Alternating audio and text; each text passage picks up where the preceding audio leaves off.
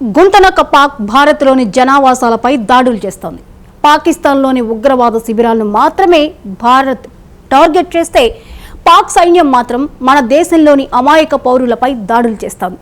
ఇన్నాళ్లు ఇండియాను నేరుగా ఎదుర్కొనే దమ్ములేని పిరికి బంద పాక్ టెర్రరిస్టులతో మన దేశంపై దాడులు చేస్తోంది.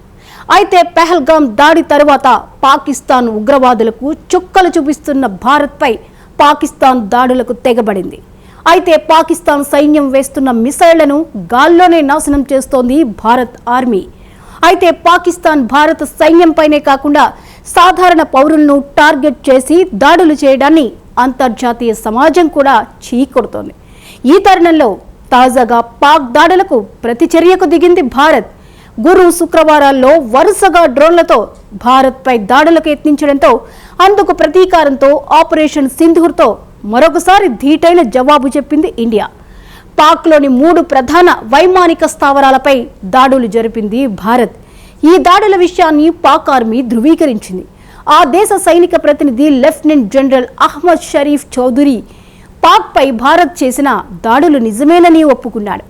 రావల్పిండిలో ఉన్న పాక్ సైన్యానికి చెందిన నూర్ఖాన్, చెక్వాల్లోని మురీద్, జాంగ్ జిల్లా షోర్కోట్లో ఉన్న రఫీ వైమానిక స్థావరాల్లో భారత్ విరుచుకుపడింది.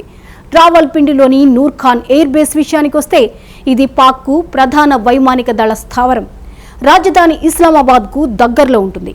పాకిస్తాన్ దేశ భద్రతకు కీలకం ఇదే. దీనిపై భారత్ మిసైల్స్తో దాడి చేసి నాశనం చేసేసింది. ఇక మురీద్ విషయానికి వస్తే ఇది పాక్లోని పంజాబ్ రాష్ట్రంలో ఉంది. పాక్కు అతి ముఖ్యమైన నిఘా వ్యవస్థ ఇదే. ఇది అధిక భద్రతా సామర్థ్యంతో పనిచేస్తుంది. దీనిపై కూడా మిసైల్ దాడి చేసి నేలమట్టం చేసింది భారత్. ఇక షార్కోట్ ఇది కూడా పాక్కు కీలకమైన విమానక స్థావరం.